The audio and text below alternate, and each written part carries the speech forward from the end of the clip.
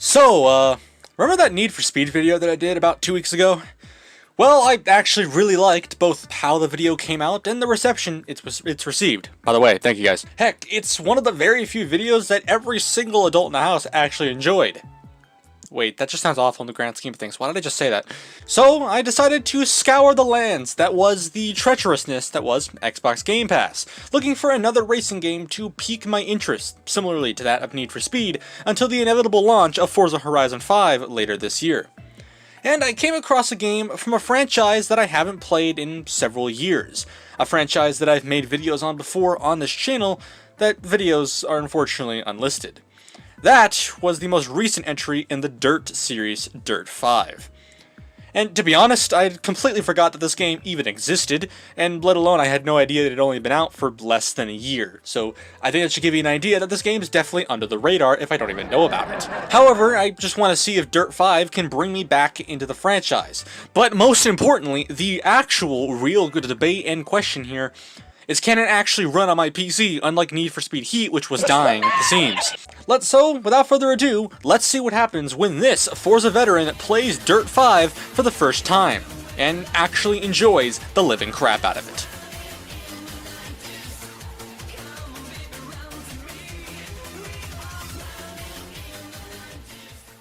Great news, everyone! It's running, and running better than Need for Speed Heat, so it's already won. Suck it, EA, Codemasters knows where it's at. I wanted to show the opening of the game, like the cinematic thing I had, and maybe some stuff, but it threw me into this tutorial race, immediately, so now the game's assuming I'm a baby and I can't drive. I mean, then again, this game's made by Codemasters, and Masters is in their name, so, they're not babies, so I guess it kind of makes sense, but not a baby game, geez. And after making sure that my settings were set up appropriately, because I was playing on a controller and all this other jazz, I actually started the tutorial race. And turns out there's these objective things that I can complete, which is, it's cool, I guess. But, we're gamers, so naturally you think I'm going to complete all of them so I can get 100% on the actual total completion of the game. Ha ha ha, no. Also, it threw me into a Skoda, which now also means that I'm both a citizen of the Czech Republic, but it also means that I'm in a reliable vehicle, because Skoda makes actually reliable cars. So that also means that it's like steel, and it'll never break. Just like the heat in this room as I make this video. It's like steel, it'll never break. Managed to win the tutorial race after having to restart a second time because the game was like, hey, you want some lag? I'll give it to you. And then, I crashed, and it was pretty eventful. Because, if I didn't win the tutorial race, then I would have probably been disowned by the entirety of the racing community, and then probably shot on sight the next time I was out in public. Also, for whatever reason, my name is Ace. Yes, apparently there was a way you could change your name, and I didn't really get the memo, so I just chose Ace, meaning that I'm going to ace this race in this game somehow, which also means I'm probably not going to ace it, because let's be real, I flipping suck. Then I earned this currency that's called dirt dollars, so therefore, it's not actually money, and instead, it's just literal dirt. Because, Codemasters is doing really good. They think, yeah, the economy in the United States, it's kind of going down, things are going crazy, there's, COVID-19's around, so instead of making actual US dollars, we're going to give them dirt dollars. Then we're going to overprice everything, because naturally, good job. I love to see it. There's also these stickers and whatnot to, I guess, customize your player card, but I didn't actually know that you had to hold down A to buy them, but I at least knew that I was going to get all the cold-related ones, like, the, shack in the mountains, and, this little, I don't even know the name, Yeti, there you go, there's the name. The entire purpose of this was just to help me cool down from the heat in this room as I'm making this video, because, let's be real, it's like steel, it'll never break. I then went to go do free play instead of the career mode, because who wants to play career mode, and decided to do this race called The Redeemer in Brazil. I have absolutely zero idea what Brazil did to earn a race called The Redeemer, but apparently Brazil's got to redeem themselves somehow. Just please don't use Despacito, please. I don't want to have DMCA come in here. Rally Raid is a start-to-finish, point-to-point race through beautiful natural landscape. Did I also forget to mention that they got Donut Media to do a large part of the voicing in this game? And due to that, I can also get more power, baby, on every car that I drive? Yes, this is one of the reasons I actually like this game, is because they actually got real YouTubers part of the game. That's It's pretty impressive. Alright, people, just give me a second. I know this isn't a Honda, but I gotta use VTech to get to the finish line. Just don't explode, please, because otherwise I'm gonna have to tell my girlfriend that she ain't getting a ride home tonight, if you understand that.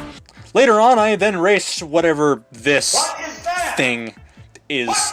It looks like a 4x4 off-roader with only 3 gears, because whoever built this lived in the 1940s and assumed that 3 gears is the equivalent of 8 in a modern Ferrari, I guess. I don't know. Also, this thing sounds like an actual weed duster of some kind. That's not to shame on the actual sounds, but that's just what it sounds like. So I don't know if that's intentional, or if we're trying to make the scene like I'm just using a weed duster or a weed whacker while I'm racing against 12 other people. But, you know, Codemasters is weird, alright? Then I went to this section called Playground, which is basically the equivalent of Halo Forge for a racing game, where I guess you can make these custom courses and other players can race them. So I picked this one. It had things like thunder and rain, and it had a bunch of twists and turns, kind of like I was in a parking garage of some degree, just to see what this mode was like. It was also while doing this race that I realized that although this game isn't running at high settings in this video, it's running close. I believe it's running basically on the medium preset with everything set to medium, and the game does look incredibly stunning, so good job, Codemasters, you nailed the visuals. I also placed top 100 in the world on this event, because apparently, and now I'm actually impressed, because, you know, I'm actual dog crap here, and, you know, I question, I guess. Did I mention that you can listen to the Donut Media podcast in this podcast menu? Welcome back to the Dirt Podcast by Donut Media. I am your host, James Pumphrey, and I'm with the one and only Nolan Sykes. Say hi, Nolan. Hi, Nolan. You're a terrible man, and this is everything that's coming up on the full Donut Podcast. But wait, and wait, it's gonna get better.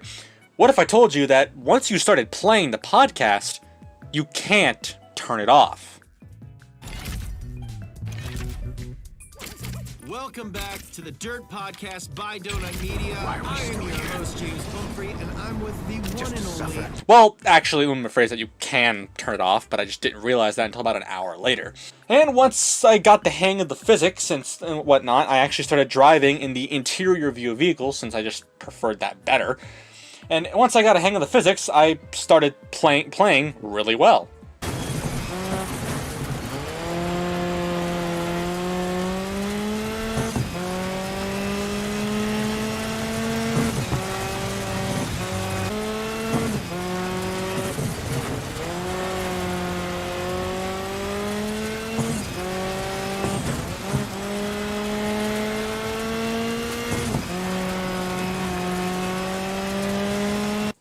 Alright, hold on real quick, I gotta simp for our Chinese overlords because of various reasons, god dang it.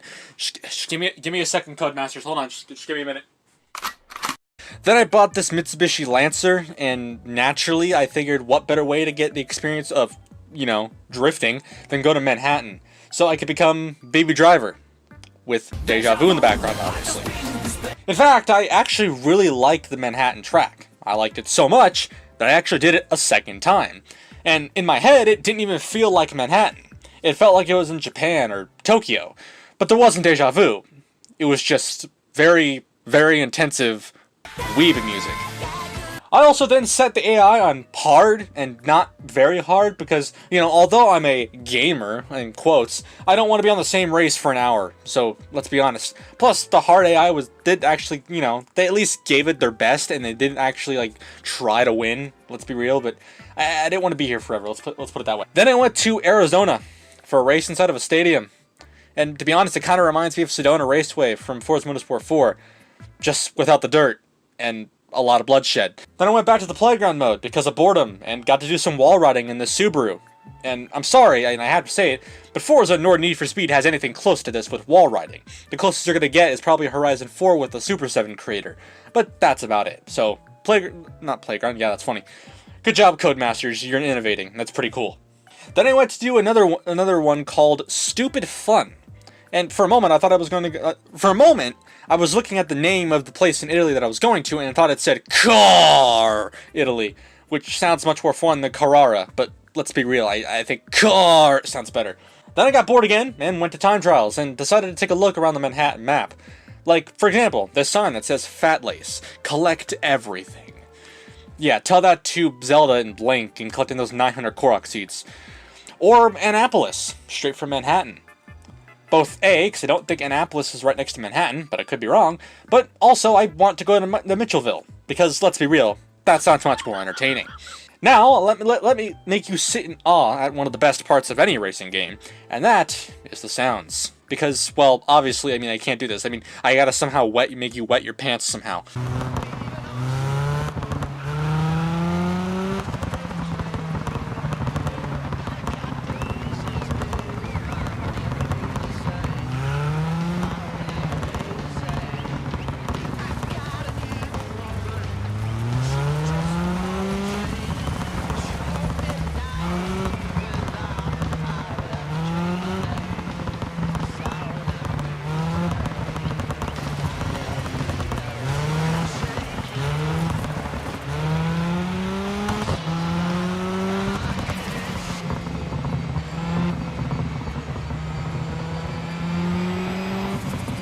I'm also here to make you vomit on your computer screen.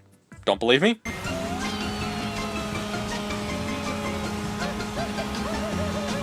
Then I actually tried to beat the time trial opponent on this, you know, weebified Manhattan, I don't know what you want to call it, which went rather well.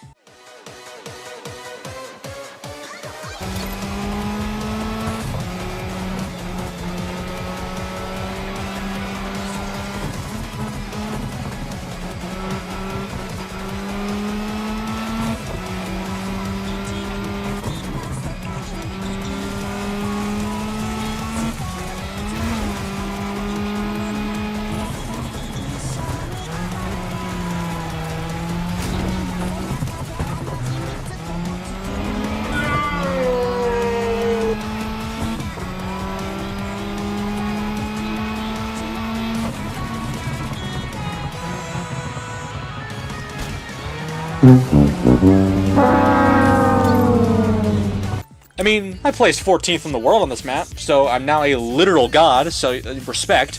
At the end of the day, I actually really enjoyed playing this game. In fact, I actually loved it so much that after I finished recording all the footage for this video, I continued playing it for well in excess of maybe around 50 hours, and completed the entirety of the career mode. I love the tracks because they actually, you know, you can't take your eye off the screen because otherwise you're going to crash. It's pretty self-explanatory. The sounds, pretty awesome. Physics are pretty easy to get used to. And everything just works. But it works in a really good way. There's even races where you can race on ice, which is really impressive. And even for being on medium, as far as graphics go, it looks impressive. Well, as I thank every major dirt player who is watching this video, they can safely say one simple thing. And that is, we got 'em, boys!